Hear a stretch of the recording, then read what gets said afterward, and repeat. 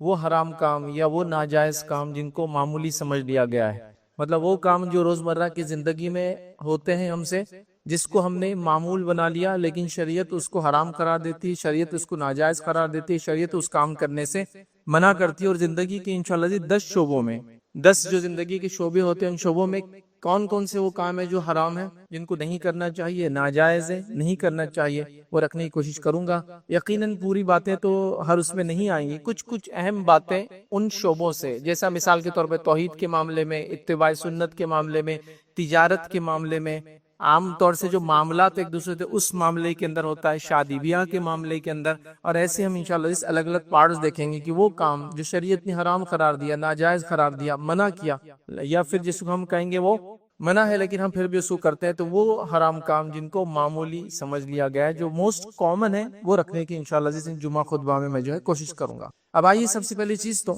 آج ہمارے سوسائٹی اور سماج میں ہم دیکھتے ہیں کہ لوگوں کو لا علمی کی وجہ سے ابھی تقریباً ہر چیز کا تعلق جہالت سے ہے، یاد رکھیے، لا علمی سے ہے۔ لوگوں کو دین اور شریعت کا علم نہیں ہے، جس کے نتیجے میں حلال کو حرام اور حرام کو حلال سمجھا جا رہا ہے۔ مطلب اس حد تک چیزیں جا چکی ہے کہ جس کو کہیں گے مثبت منفی ہو چکا ہے، منفی مثبت ہو چکا ہے، مطلب پازیٹیو نیگیٹو ہو چکا ہے، نیگیٹو پازیٹیو ہو چکا ہے۔ مطلب سماج نے برائی کو ایسے قبول کر لیا، ایسے پی گئے کہ جو حرام ہے وہ حلال نظر آنے لگ گیا ہے، بلکہ ایسا لگتا ہے یہ وے آف لائف ہے، زندگی جینے کا یہ طریقہ ہے، اگر اس پہ نہیں چلیں گے تو کیسے جیئیں گے زندگی؟ سوال جیسا مثال کے طور پہ ایک تاجر سے سوال کیا جائے کہ بھائی آپ سود کیوں لیتے، تو کہتا پھر چلے گا کیسا بزنس؟ لاجیکل کوشچن ہے، چلے گا کیسا پھر بزنس؟ صحیح بات ہے، تو مطلب سوال یہ آتا ہے، اور جھوٹ بولنا حرام ہے، لیکن پھر مال بکے گا کیسا جھوٹ بولے بغیر؟ کیسے ہو سکتا ہے یہ؟ مطلب حرام کو جینے کا طریقہ بنا لیا گیا ہے، بلکہ سوال کیا جا رہا ہے اگر ایسا نہیں تو پھر کیا؟ آپ دو الٹرنیٹو ہونا یہ چاہیے تھا کہ میں کہوں شریعت نے حرام قرار دیا، الٹرنیٹو میں ڈھونڈوں کہ جھوٹ کے علاوہ کیا کر سکتا ہوں بیچنے کے لیے، لیکن اب کیا ہو رہا ہے، نہیں اب تم بولو، اگر ایسا نہیں تو کیا کر سکتے ہیں، فلاں نہیں تو کیسے کر سکتے ہیں؟ اور کبھی کبھار تو بات اس لیول تک چلی جاتی ہے کہ لوگ کہتے ہیں پھر دنیا چلیں گی کیسے اگر ایسا نہیں کریں گے تو؟ سبحان اللہ۔ جیسا اگر بے پردہ عورتیں نہیں ہوں گی تو پھر رشتے کیسے آئیں گے ان کو، بچیوں کو؟ سبحان اللہ، ایسے بھی رشتے آتے ہیں لوگوں کو بے پردگی سے۔ یہ طریقہ تو کبھی بھی جو ہے مسلمانوں کا اور اچھے لوگوں کا بھی نہیں رہا، مسلمان تو دور کی بات، اچھے لوگ، تہذیب یافتہ لوگ بھی کبھی نہیں سوچتے کہ بچی کو دیکھیں گا تو پھر پسند کریں گا، وہ آ کے دیکھے الگ بات ہے، لیکن بغیر برقعے کریں گے تو زیادہ سے زیادہ لوگ دیکھیں گے، اسکول کالج راستوں میں تو رشتے جل جائیں گے۔ سبحان اللہ۔ تو ہم نے حرام کو حلال بنا دیا اور حلال کو حرام بنا دیا، اور حرام پر سوال کر رہے ہیں ایسا نہیں تو پھر کیا؟ What next? مطلب اس کا الٹرنیٹ کیا ہے؟ تو یہ بہت خطرناک فیز ہو چکا ہے، یاد رکھیے، بہت خطرناک۔ مطلب ایک تھا کہ غلط کو غلط مانتے ہوئے غلط کرے تو سمجھ نہیں آتا ہے، غلط کو بتاتے ہوئے کہ یہ صحیح ہے، سوال کیا جا رہا ہے پھر صحیح اس کے علاوہ کیا ہو سکتا ہے پھر صحیح، اگر یہ آپ غلط بول رہے تو اس درجے تک ہم پہنچ چکے۔ یہ سب سے بڑی قباحت کی اور برائی کی بات ہے۔ اسی طرح یاد رکھیے، آج سماج میں حرام کو زندگی جینے کا طریقہ سمجھا جا رہا ہے، ناجائز چیزوں کو زندگی جینے کا طریقہ سمجھا جا رہا ہے۔ کچھ مثالیں بہرحال میں نے اپنے اس میں دے دی، یاد رکھیں۔ اسی طرح لوگ حرام کیوں کرتے ہیں، کیا وجوہات ہوتی ہے کہ حرام کرنے کی، یا شریعت نے جس چیز کو منع کیا ان کی کچھ اہم وجوہات میں سے 2-3 وجہ جو مجھے پتا چلی۔ پہلی یہ کہ جہالت، لوگوں کو علم ہی نہیں کہ حلال کیا حرام کیا ہے، تو اس وجہ سے شاید وہ کر لیتے ہوں گے۔ دوسری وجہ یہ ہے کہ چلتا ہے، یہ جینے کا طریقہ ہے، سب کر رہے ہیں تو چلتا ہے، پھر تو یہ بھی ایک معاملہ ہے، یہ بھی ایک وجہ ہے حرام کرنے کی۔ تیسری وجہ حرام کرنے کی ہے کہ ہاں حرام تو حرام ہے، غلط بھی ہے، تھوڑے دن جہنم جائیں گے، دنیا کی بھی عیش ہوگی حرام کر کے، آخرت میں تھوڑے دن جہنم میں جائیں گے، پھر جنت چلے جائیں گے۔ یہودیوں کا یہ عقیدہ تھا، یہودیوں کو جب اسلام کے بارے میں بتایا گیا تو وہ کیا کہتے تھے مسلمانوں سے، ہم چند روز جہنم میں جلیں گے پھر نکل کے چلے جائیں گے۔ مطلب جو ہم گناہ کرتے، حرام کاری کرتے، انبیاء کو قتل کیا، ان کا خون بہایا، ان کو جھٹلایا، چند روز جہنم بھگتیں گے اور چلے جائیں گے۔ کہ اللہ رب العزت نے قرآن کے اندر فرمایا اور کہا جہنم کی حفاظت کے لیے 19 فرشتوں کو منتخب کیا ہے۔ یہودی اس کا معنی جانتے تھے کیا ہے، 19 فرشتوں کیوں منتخب؟ تو وہ کہتے تھے ہم تو سمجھتے نا، مطلب ہم جہنم میں جائیں گے بھی تو چند دن اور جلیں گے، آ بھی جائیں گے۔ تو کچھ مسلمانوں کا بھی عقیدہ ہے تھوڑے دن جہنم میں جلیں گے حرام کر لے تو اس سے زیادہ کیا، لیکن دنیا کی بھی عیش، آخرت کی بھی عیش، دیکھو یہاں حرام کو حلال کر کے عیش کر لی، تھوڑے دن جہنم میں چلے گئے، اس کا بدلہ مل گیا، اب جنت میں چلے جائیں گے۔ تو یہ غلط فہمی بھی شاید وجہ ہوتی ہے۔ تو یہ 2-3 غلط فہمیاں مجھے نظر آئی، شاید ان وجوہات کی بنیاد پر مسلمان بھی حرام کو حلال اور حلال کو حرام کے درجے تک سمجھنے لگ گئے۔ یاد رکھیے، اسی طرح یاد رکھیے یہ اللہ رب العزت کا فضل و جود اور کرم ہے کہ اس نے حلال کیا اور حرام بتا دیا، اور حرام یاد رکھیے اس میں نقصان ہے، اس لیے اس کو حرام قرار دیا گیا۔ مطلب حرام کو ایسی چیز بھی نہیں کہ آپ کو فائدہ دے رہی ہے اور اس کو منع کیا گیا، حرام آپ کو نقصان دیتا ہے، لیکن آپ یہ سوچ سکتے ہیں ٹیمپرری تو فائدہ ہوتا ہے اس سے، جیسے کہ نشہ کر لوں تو ٹیمپرری بڑا مزہ آتا ہے، عارضی طور سے، سمجھ رہے آپ؟ لیکن اس کا پرابلم کیا معلوم آپ کو؟ آپ تھوڑا پیئیں گے مزہ آئے گا، پھر مزہ چلے جائیں گا، پھر زیادہ پیئیں گے پھر مزہ آئے گا، پھر مزہ چلے جائے گا، پھر زیادہ پیئیں گے پھر مزہ آئے گا، پھر مزہ چلے جائیں گا. تو حرام کی لذتیں ایک حد کے بعد ختم ہو جاتی ہے، پھر مر ہی جائیں گے، اس سے زیادہ پیئیں گے تو پوائزن ہو جائیں گا نشہ. تو اس کی ایک حد رہتی ہے. لیکن حلال کی لذت ہی الگ ہے، وہ لمٹ لیس ہوتی ہے، اس کی کوئی لمٹ نہیں ہوتی. یہ بات بھی آپ سمجھیں. تو حرام چیزیں آلریڈی نقصان دہ ہیں، اس لیے شریعت نے کہا کہ اس کو مت کرو. تو دیکھیں ڈبل فائدہ، ایک ہمارے لیے نقصان دہ بھی ہے، دوسرا اللہ کا حکم مان رہے بول کے ڈبل فائدہ اٹھا رہے. اللہ کی اطاعت کرنے کا بھی فائدہ، نقصان دہ چیزوں سے بچنے کا بھی فائدہ. جوا حرام ہے، کیوں حرام ہے؟ انسان سب کچھ لٹا دیتا ہے، جان مال عزت آبرو جائیداد زمین ملک سلطنت بیوی بچے سب کچھ سب چلا جاتا. تو اس لیے حرام قرار دیا. اب تھوڑی لذت تو آتی ہے، لیکن جوا میں پیسے ہارنے اور جیتنے میں انسان کو لذت نہیں آتی ہے، اس کو کھیلنے میں لذت آتی ہے. ایکچولی اس کی پوری اسٹڈی ہے بہرحال، جوئے کے اوپر پورا میرا ایک لیکچر ہے، اس کو کبھی دیکھیا بہرحال. تو آپ دیکھیں اس کو کہ اللہ تعالیٰ نے جو حرام قرار دیا وہ ایکچولی ہمارے بینیفٹ کے لیے، ہمارے فائدے کے لیے بھی ہے. اس کو بھی ہم کو سمجھنا ضروری یاد رکھیے. اللہ رب العزت نے قرآن کے اندر فرمایا، اور سورہ بقرہ سورہ نمبر 2 آیت نمبر 187 میں اس کا ایک حصہ اللہ فرماتا اور کہتا ہے وَتِلْكَ حُدُودُ اللَّهِ فَلَا تَقْرَبُوهَا، کہ اللہ کی حدیں اس کے قریب مت جانا.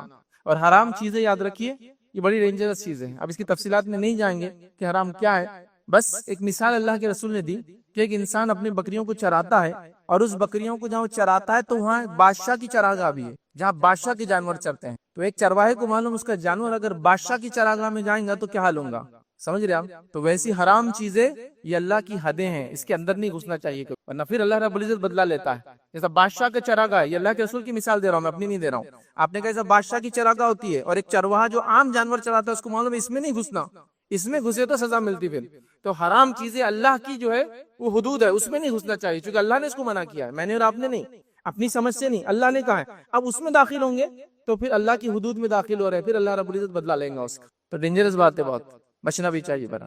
تو لہٰذا یہ اللہ کا فضل ہے، جود ہے، کرم ہے، احسان جس کو بولتے ہیں عام زبان میں، کہ اس نے یہ تمام چیزیں ہم کو بتا دی، یاد رکھے تاکہ ہم اس سے بچیں. ٹھیک ہے. اسی طرح اللہ رب العزت نے جو ہے جن چیزوں کو حلال اور حرام قرار دیا، تو کچھ باتیں قرآن میں، کچھ باتیں نبی اکرم صلی اللہ علیہ وسلم نے بیان کی. اللہ رب العزت قرآن میں بیان کرتا اور فرماتا ہے سورہ نمبر 7 سورہ اعراف اور اس کی آیت نمبر 157 میں اللہ فرماتا اور کہتا ہے وَيُحِلُّ لَهُمُ الطَّيِّبَاتِ وَيُحَرِّمُ عَلَيْهِمُ الْخَبَائِثَ، کہ نبی اکرم صلی اللہ علیہ وسلم جو بھیجے گئے لوگوں کی طرف، ان کے مشن میں جو ایک کام کرتے وہ کام یہ کرتے ہیں کہ طیبات کو ان پر حلال کرتے ہیں، پاکیزہ چیزوں کو ان پر حلال کرتے ہیں. وَيُحَرِّمُ عَلَيْهِمُ الْخَبَائِثَ، اور ان پر ناپاک چیزوں کو، گندی چیزوں کو، پلیت چیزوں کو، بیکار کی چیزوں کو حرام قرار دیتے ہیں. تو یہ آیت بھی یہ بتا رہی ہے کہ حلال چیزیں طیب ہے اور حرام چیزیں خبائث سے ناپاک ہے، گندی ہے، بری ہے. تو لہٰذا ہم کو جو حرام سے روکا گیا وہ ہمارے ہی فائدے کے لیے، اس بات کو ہم ذہن نشین کر لیں اور کبھی بھی حرام کی طرف جانے کی کوشش ہم نہ کریں. یاد رکھیں یہ بڑی اہم چیز ہے، یاد رکھیں یہ بڑی اہم چیز، اور اس کو سمجھنے کی ضرورت ہے. یاد رکھیں اس کو جب نہیں سمجھتے تو سارے مسائل اور پرابلم چالو ہوتے ہیں. آئیے نبی اکرم صلی اللہ علیہ وسلم نے اس بات کو ایک حدیث کے اندر اس طرح سے فرمایا اور یوں کہا، یاد رکھیں حدیث کے اندر، کہ ایک انسان، ایک راستہ ہے، سیدھا راستہ ہے، اس راستے کے دونوں جانب جو ہے دروازے ہیں، مطلب ایک شہرا ہے، بڑا راستہ ہے، اس جانب دونوں جانب دروازے ہیں، ان دروازوں کے اوپر پردے لگے ہوئے ہیں، ان دروازوں کے اوپر پردے لگے ہوئے. اور جب انسان جو ہے ایک آدمی جو سامنے دروازہ ہے اس راستے، اور اس دروازے ایک سائڈ ایک انسان کھڑا ہے اور وہ کہتا ہے لوگوں میری طرف آؤ.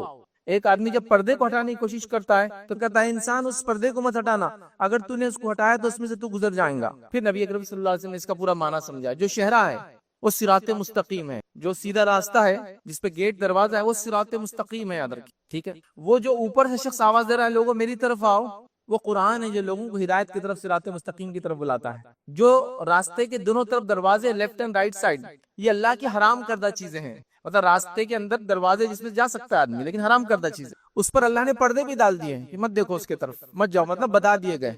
جب انسان سیدھے چلتے چلتے اس راستے اس پردے کو ہٹانا چاہتا ہے تو جو شخص آواز دیتا ہے انسان اس کو کھولنا مت اس پردے کو ورنہ تو اس میں سے گزر جائیں گا. ایک مومن کا دل ہے وہ جو گواہی دیتا ہے کہ یہ حرام ہے مت کرو، یہ حرام مت کرو، لیکن آدمی اس کو دباتا ہے اور پھر مار دیتا ہے اس کو، پھر شروع کر دیتا ہے حرام کرنا.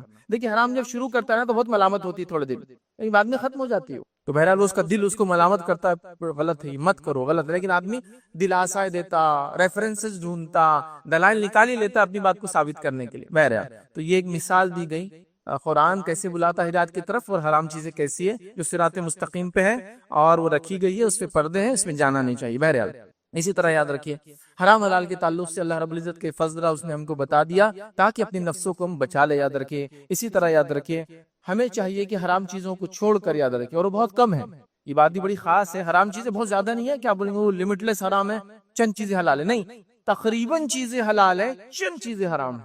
یہ بڑی خصوصیت یاد رکھیں. دیکھیے تجارت میں سب کچھ حلال ہے, صرف سود حرام ہے.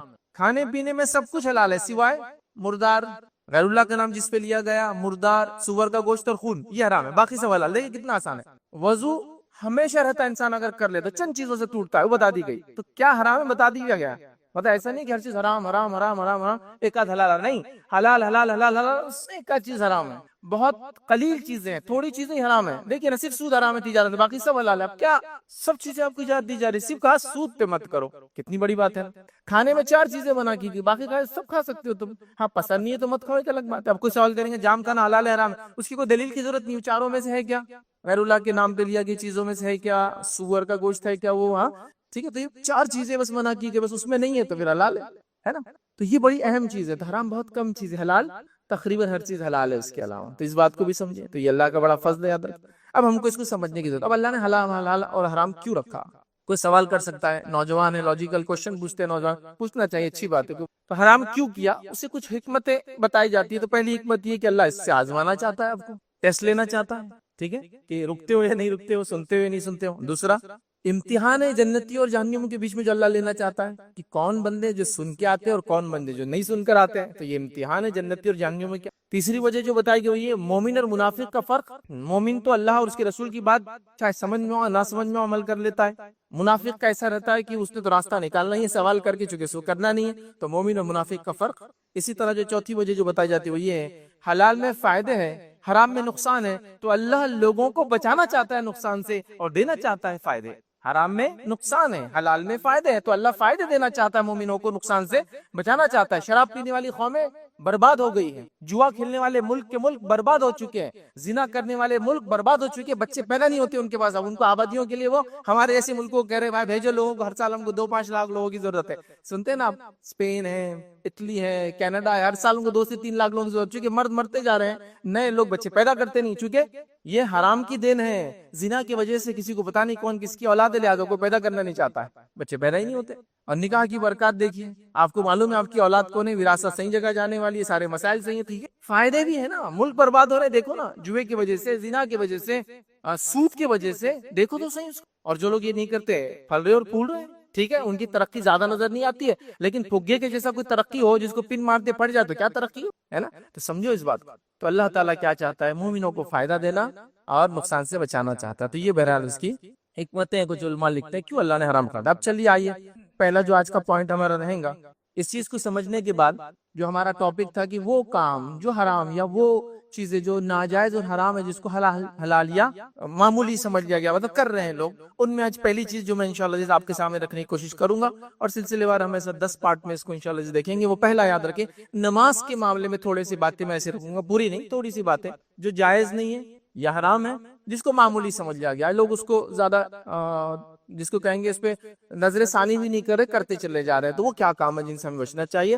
بہت گہرائی میں نہیں جاؤں گا, اور تمام چیزیں نہیں, بس مختصر, چونکہ اتنا وقت نہیں ہوتا جمعہ میں کہ ساری چیزیں تفصیل نہیں جا سکے. تو آئیے آج وہ چند حرام کام یا ناجائز کام یا وہ کام جن سے منع کیا گیا نماز کی حالت میں, وہ انشاءاللہ رکھنے کی کوشش کروں گا. تو پہلا کام یاد رکھیے وہ یہ ہے, اور جو تمہید میں نے حرام کے تعلق سے رکھی, یہ ہر خطبے کے لیے تمہید کامن ہے, یاد رکھیے. اب صرف اس کے بعد کے خطبوں میں پوائنٹس آتے جائیں گے, یاد رکھیے. چلیے آئیے, پہلا وہ کام نماز میں جو جائز نہیں ہے, یہ جو حرام ہے, یہ جو منع ہے, جو ہم کرتے ہیں جس سے بچنا چاہے, وہ یاد رکھیں.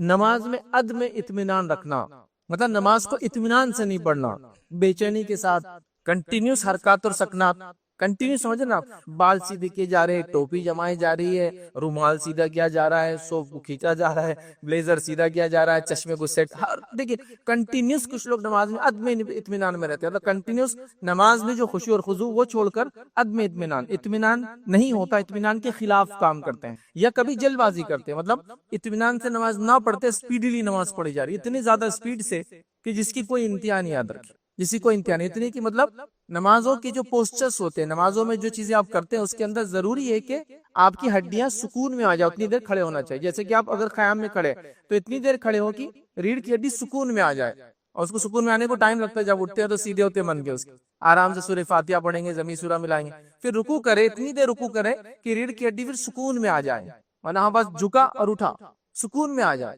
اس کے بعد پھر وہ کھڑا ہوا, اتنی دیر سکون میں کھڑا ہوا سمیع اللہ لمن حمیدہ پڑھنے کے بعد کہ ریڑھ کی ہڈی سکون میں آ گیا. ہمارے پاس تو رکوع اور وہ جو کھڑے ہوتے ہیں اس میں قوما بولتے ہیں اس کو, بیچ میں قیام تو پہلا والا ہوتا ہے لیکن بیچ میں جو کھڑے ہوتے ہیں سمیع اس کو قوما بولتے ہیں. اتنا وہ کم ہوتا ہے کہ وہ دونوں ایک ساتھ ہو جاتے ہو, ایسا رکوع سے اٹھا اور پھر چلا گیا سجدے کے اندر, مطلب اس میں کچھ بھی ٹائم نہیں ملا کہ ریڑھ کی ہڈی سکون میں آئے. اب جو نماز امام بیچارہ ایسی پڑھا رہا ہے تو نماز ظاہر سی بات ہے وہ 10 منٹ سے کم میں تو نہیں ہونے والی ہے. تو لوگ بول رہے امام صاحب بہت ہو جا رہا نا, پیچھے بوڑھے لوگ ہیں نا, کیسے کریں گے. بوڑھے لوگ 40 منٹ ایکسرسائز کر رہے ہیں آج کل, ڈاکٹر بولے اتنا تو کم از کم کرو, تو 10 منٹ نماز میں نہیں کھڑے ہو سکیں گے. عجیب و غریب لاجکس ہے اس کے پیچھے, ریزننگ ہے, نہیں ایسا نہیں ہوتا, چھوٹے بچے بھاگ جائیں گے نا, فلاں ہوں گے, یہ ہوں گے. تو اتنا شارٹ کر دیا گیا کہ 4 رکعات equal to 6 minutes, 4 رکعت 6 منٹ میں ہو جانا چاہیے. اگر 6 منٹ سے زیادہ امام جا رہے تو ان کو نکالنے کی تیاری ہو جانا چاہیے, سیکنڈ امام لانا چاہیے جو اب 6 منٹ کے اندر پڑھا ہے, اور ہو رہا ہے 1.5 منٹ کے کیلکولیشن کے حساب سے چل رہا ہے معاملہ. پہلی 2 رکعتوں کو تھوڑا سا لمبا کر دو, بعد کی 2 تو 1 منٹ میں ہوتی, چونکہ اس میں صرف سورہ فاتحہ ہے. 6 منٹ میں نماز ہو کے سلام کر لو, اس کے بعد 1 منٹ کی دعا ہے, اور مسجد سے باہر نکل کے پورا وضو کے ساتھ طہارت ملا بھی لے تو 12 منٹ میں انسان باہر ہے مسجد سے. چلو الحمدللہ, یہ اچھے امام صاحب ہیں, نیک ہے, اور ان کو پتا ہے مسائل کیا ہے, لوگوں کتنے بزنس وغیرہ, ہم لوگ کتنے پریشان ہیں نا, کمانے دمانا مصروفیتیں یہ وغیرہ, لیکن دینے والی ذات تو وہی ہے نا جس کے سامنے کھڑے ہیں. اگر صحیح سے کھڑا ہو جائے تو وہ خود برکت دے دیں گے ان تمام چیزوں میں جس کے لیے میں بھاگ رہا ہوں نکل کے. میں یہ بھی نہیں کہہ رہا ہوں کہ آپ گھر مسجد جائے تو 1.5 گھنٹہ اندر چلے جائیے اور وہیں رہیے ایک نماز کے لیے, بٹ کچھ تو ہونا چاہیے. تو عدم اطمینان. نبی اکرم صلی اللہ علیہ وسلم نے ایک شخص کو دیکھا, وہ نماز پڑھ رہا تھا اور بہت اسپیڈیلی نماز پڑھ رہا تھا. تو آپ نے کیا کہا معلوم, سے تیری نماز نہیں ہوئی. دیکھا اچھا, پھر اس نے اور 2 رکعت پڑھی, اس کے بعد پھر آیا کہا تیری نماز نہیں ہوئی. اچھا, پھر کیا 2 رکعت پڑھا, پھر آیا کہا تیری نماز نہیں ہوئی. تو کہ اللہ کے رسول اس سے اچھی نماز نہیں آتی مجھے, مطلب میں اب اس سے زیادہ اچھی نہیں پڑھ پاتا. پھر آپ نے کہا جب تو قیام میں کھڑا ہو سورہ فاتحہ پڑھ, جو قرآن تجھے یاد ہو پڑھ, پھر جب تو رکوع کر تو رکوع اتنی دیر کر, اللہ کی تسبیح بیان کر کہ ریڑھ کی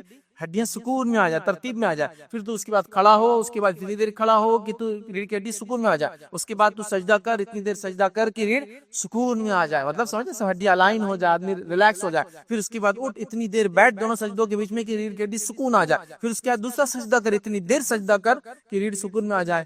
ایسے ہی تو پوری نماز کو دوہرا. پھر تو آپ نے کیا کہتے, تیری نماز ہی نہیں ہوئی. 3 بار پڑھا اس نے, 6 رکعت کا, نماز نہیں ہوئی چونکہ وہ تیزی سے پڑھ رہا تھا. تو اب نماز کو اطمینان سے پڑھنا چاہیے. مجبوری ہیں, حالات وہ ایک الگ چیز ہے, ایکسیپشنل ہمیشہ ہوتا ہے, مطلب اس کو بولتے ہیں نا مستثنا کیسز ہمیشہ ہوتے ہیں, وہ چھوڑ دیں آپ, لیکن عام حالت میں تو نہیں ہونا چاہیے. تو کوشش کرے اطمینان ہو. اطمینان کا ہرگز یہ معنی نہیں ہے کہ لوگوں کو پریشان کر دے آپ, وہ بھی نہیں مانا, لیکن اطمینان کا معنی یہ ہے کہ بس شریر سکون میں آ جائے. ہمارے پاس اس کو سکون میں بھی نہیں آتا. آپ سجدوں کے بیچ میں تو کھٹ کھٹ, مطلب ایسا آپ اس کو کاؤنٹ کرے تو سیکنڈز کے اندر جا رہے سجدوں کے بیچ میں, تو کیسا کھڑا ہو سجدہ اللہ اکبر, دوسرا سجدہ اللہ اکبر, تو اتنا کم اطمینان ہونا چاہیے تھوڑا. حالانکہ سجدوں کے درمیان بھی نبی اکرم صلی اللہ علیہ وسلم تسبیحات کرتے تھے, کئی موقع ملا تو تمام چیزیں دیکھیں گے. وہ تسبیحات جو ہم نمازوں میں نہیں کرتے, بالکل بھی چھوڑ چکے ہیں, یاد رکھیں, جو اللہ کے رسول بہت سارے مقامات پہ کرتے تھے. تو عدم اطمینان نہیں ہونا, اطمینان کے ساتھ نماز پڑھے, یہ کام کرنا چاہیے, ورنہ ایسی نماز نہیں ہوتی, یاد رکھیے. اور یہ ہم چیزوں کو ہم نے اس کو جائز سمجھ لیا, ہر کوئی ایسی ہی نماز پڑھا. دوسری چیز یاد رکھیے, نماز میں کثرت سے حرکتیں کرنا. عدم اطمینان میں اسپیڈلی پڑھنا, تیز پڑھنا, کثرت سے حرکتیں کرنا, یاد رکھیے, یہ بھی منع ہے, یاد رکھیے. اللہ رب العزت قرآن فرماتا اور کہتا ہے, سورہ بقرہ سورہ نمبر 2 آیت نمبر 238, اس کا ایک حصہ اللہ فرماتا ہے وَقُومُوا لِلَّهِ قَانِتِينَ, اور اللہ کے سامنے ادب سے کھڑے رہا کرو, اور اللہ کے سامنے ادب سے کھڑے رہا کرو, یاد رکھیے, ٹھیک ہے. تو ہمیں چاہیے کہ اللہ کے ساتھ ادب سے کھڑے رہنا چاہیے, لیکن بہت زیادہ لوگ کثرت سے حرکتیں کرتے ہیں. جیسے کئی مثالیں, کپڑوں کو سیدھی کرنا, بالوں کو بار بار جمانا, چیزوں کو سیدھا کرنے کی کوشش کرنا, یا اگر کوئی چیز اوڑھی اور پہنی ہے تو اس کو سیٹ کرنا, ہر رکعت کے اندر جمایا جا رہا ہے, سیٹ کیا جا رہا ہے اس کو. اس کے علاوہ خام و خواہ کے جب کبھی عام دنوں میں کھجلی نہیں ہوتی, اس کی نمازوں میں آپ دیکھیں عدم اطمینان, وہ کثرت سے کوئی حرکت کرتا ہے جو نماز کا حصہ نہیں ہے, جو خام و خواہ ہو رہی. ہاں, داڑھی کا خلال لے, اس میں انگلیاں ڈالتے رہتے ہیں کنٹینیوسلی, بلکہ کچھ لوگ تو پورا ڈال کے اس کو سیٹ بھی کر لیتے پوری نماز کے اندر, مونچھے, داڑھی, بال, کپڑے.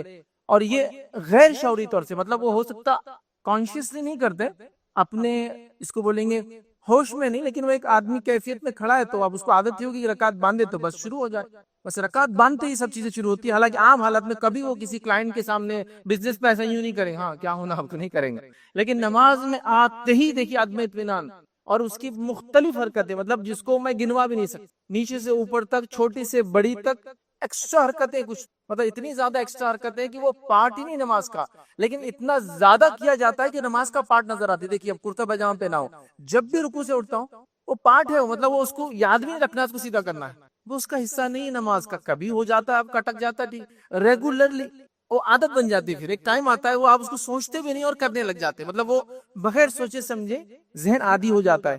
کرتے کو سیدھا کیا جا رہا ہے، ہم مطلب اتنا زیادہ اس کے اندر اٹھتے ہی ہاتھ ڈالا جا رہا ہے بالوں کے اندر. ٹھیک ہے، آپ بال جمائیں، بالوں کو باندھ لے. نہیں تو صحابہ کے تعلق سے آتا ہے بالوں کو سر پہ نہیں باندھنا چاہیے، سر پہ باندھ کے نماز نہیں ہوتی. بالوں کو کسی کے بال بڑے پیچھے باندھ دے، پھر وہ باندھ لے، کچھ لگا لے اس کو پیچھے کرنے کے لیے. ٹھیک ہے، بڑے بال ہے تو مرد بھی کر سکتے ہیں، خواتین کو تو کرنا ہی آتا ہے کہ سامنے نہیں آ رہا، کیونکہ پھر وہ آدمی پیچھے کرتا ہے اس کو اٹھتے وقت، تو وہ سب کرے نا، تو وہ ایک عادت ہو جاتی ہے. تو ان چیزوں کا آپ خیال رکھیے کہ ایسا نہیں ہونا چاہیے. میں سوچ کے کر رہا ہوں کہ یہ سب ایکسٹرا آرڈنری کثرت سے حرکت نہیں، چونکہ اللہ کے سامنے جب کھڑے ہوتے ہیں ہم تو اطمینان کے ساتھ کھڑے ہونا چاہیے. یاد رکھیے، ابو داؤد کی روایت ہے، جب صحابہ نماز پڑھتے تو مسجد نبوی مٹی کی تھی، مٹی نہیں، عرب میں جو ریت ہوتی ہے، تو کیا ہوتا تھا جب سجدے کرتے تو وہ ریت لگ جاتی تھی. تو نبی اکرم صلی اللہ علیہ وسلم نے کہا کہ تم بار بار یہ ایسا صاف مت کیا کرو.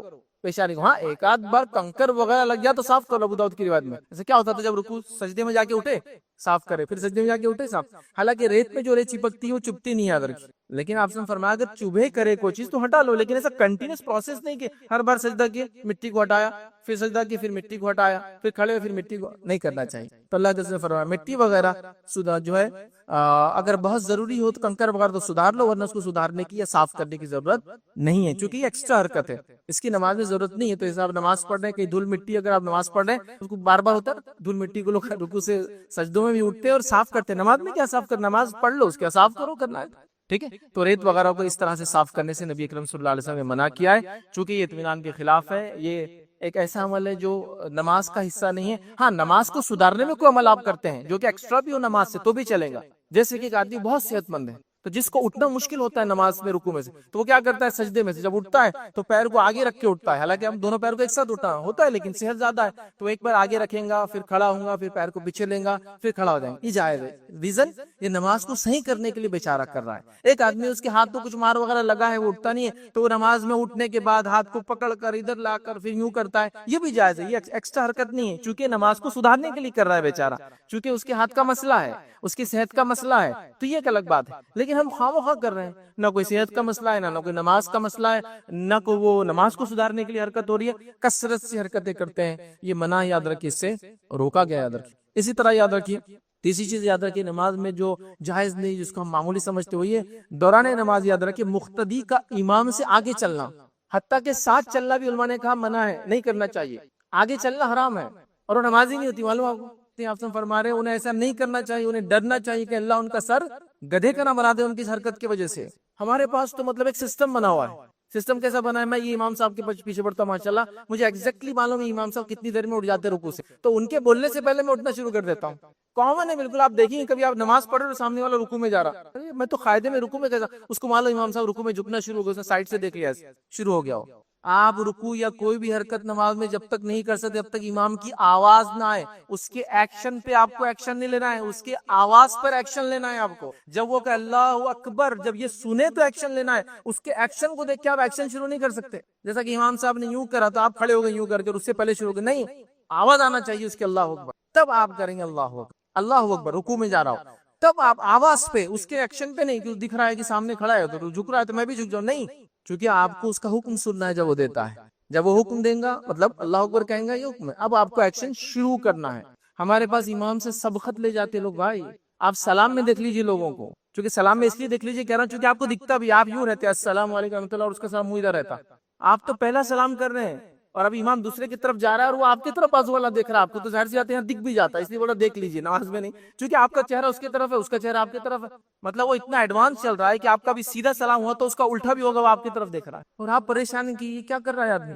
آگے چل رہا ہے. سبقت، امام کے ساتھ چلنا منع، امام سے آگے جانا حرام. اور یہ جو آدمی دو ہے آپ دیکھیں کامن ہے، یہ بالکل اتنا عام ہے یہ جس کی کوئی انتہا نہیں. کچھ لوگوں کو یہ ایک سمجھ کا وہ ہوتا ہے کہ تکبیر اولیٰ میں ملنے کا معنی یہ کہ امام کو دیکھتے رہنا، تکبیر اولیٰ جیسا اس نے کیا اٹھا لینا پونا اس پہ یہ تکبیر اولیٰ ملنا، یہ معنی نہیں. تکبیر اولیٰ ملنے سے معنی امام آگے کھڑے ہو جائے، وہ کہ اللہ اکبر اور کر لے، پھر آپ کا اللہ اکبر باندھ لیں. چونکہ وہ 40 دن تکبیر اولیٰ سے اگر نماز پڑھی جائے، یقیناً اس حدیث کے فضائل ہے، حدیث میں الفاظ ہے جو شخص 40 دن تک امام کے پیچھے تکبیر اولیٰ سے نماز پڑھے اللہ اس کو نفاق سے بری کر دیتا ہے. یہ صحیح روایت ہے. لیکن اس کا یہ مانا نہیں، لیکن وہ ایسا کہ امام ہاتھ اٹھاتے آپ بھی ہاتھ اٹھا کھڑے ہو جاؤ اس کے پیچھے، اس طرح جیسے یوں کر آپ بھی یوں کر، اللہ اکبر، نہیں ویسا مانا، یہ کامن ہے۔ اس سے آگے جانا، رکوع میں اس سے پہلے جانا، سجود میں اس سے پہلے جانا، سلام میں اس سے آگے سبقت کر دینا، عجیب و غریب چیز ہے، یاد رکھیں۔ مطلب نماز کے معاملے میں تو میں اتنی چیزیں بتا سکتا ہوں جو اس کا پارٹ نہیں، جو اس کا حصہ نہیں، کبھی کبھی جائز نہیں، کبھی کبھی ایکسٹرا کرتے ہیں، لیکن ہم نے اس کو نماز کا حصہ بنا دیا۔ کئی چیزیں وقت نہیں یاد رکھی، نماز کا معاملہ کبھی اور ہم دیکھیں گے، اتنے زیادہ چیزیں،